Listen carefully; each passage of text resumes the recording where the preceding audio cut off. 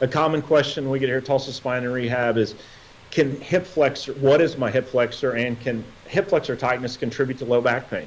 So let's first talk about what is the hip flexor. The hip flexor is a large muscle, okay? Here's an example of your spine. This is the front, this is the back, okay? So the hip flexor is a large muscle that actually connects to the front of the spine, okay? This will be the front side of you. Your belly button's over here, runs deep down at about a 45-degree angle, and actually attaches on the top of your femur or your hip bone. It's responsible for flexing your hip. What happens is, as I sit, okay, think about this. When I sit in a flexed position, what's that muscle going to do? It's going to shorten up. It's going to contract, okay? And as it contracts and tightens up, it's actually going to put a lot of pressure where it connects. Okay, so think about that. If that tissue connects to the front side of the spine like a rubber band, and I'm chronically or constantly pulling this way, it can contribute to a little low back pain, okay? So absolutely, hip flexor tightness is one of those soft tissues that can contribute to low back pain. A lot of athletes that are involved in repetitive flexion, cyclists, a lot of runners, those types of activities, that hip flexor is becoming very, very overactive. And like I said, it can put a lot of stress on the spine itself.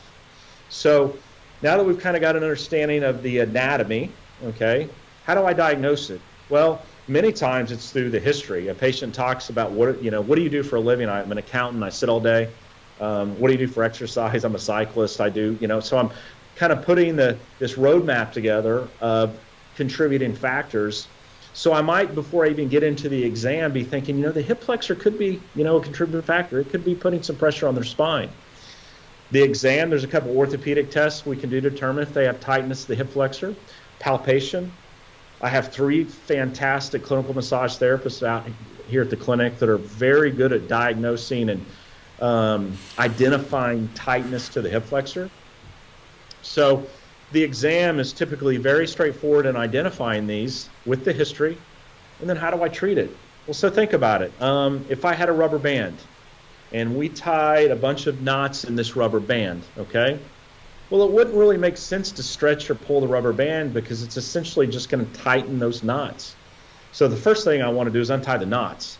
And we'll typically utilize some form of deep tissue clinical massage, active release therapy, myofascial release to untie the knots. We want to reestablish proper tone in the tissue so it starts to let go, so it doesn't pull so much on that origin or on the spine. Okay, so we've untied the knots. Now this is when you come into play. We need to stretch it. We need to keep it supple. We need to keep it loose. We need to keep it healthy. We can do that with simple exercises. We can do that with simple stretches, things that you as the patient can do on your own.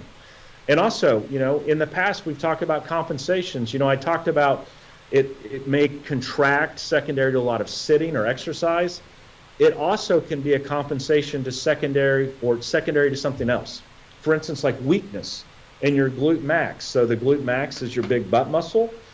Many times that muscle, we're sitting on it all the time. As I sit on it, okay, that muscle might potentially become inhibited or weak. It doesn't work as well as it should. Then guess what happens? That hip flexor kind of takes over, gets really tight. Something we've talked about, lower cross syndrome. This gets weak, this gets really tight here, okay? So, in my opinion, it only makes sense if I'm going to manage this tissue that I reactivate that glute, make sure it's functioning properly. Because in my opinion, one of the problems with soft tissue disorders, tightness, like we discussed in the hip flexor, we just work on it manually. We get so wrapped up and around there's tight tissue, the rubber band. How do I relax the rubber band? How do I get the tissue to release? They just continue to work on it. They're going to feel better. A week or so later, guess what? That glute hasn't been reactivated, so that tissue starts to tighten up again. So I think it's so very important that we, kind of look at the cause of what might be causing that associated with what they're doing. Obviously, I want you to get off your butt and move around if we sit a lot. So iliopsoas, big fancy anatomical word. Hip flexor, yes, absolutely. It can be a contributing factor to low back pain. It's relatively easily diagnosed and surely managed with conservative care. So if you are sitting a lot, get up and move around. If you're on your butt, think about reactivating your glute. If you are doing the same thing over and over, think about changing your motor planes, whether if you're a cyclist, you start doing some other exercises. And like we always say, keep moving.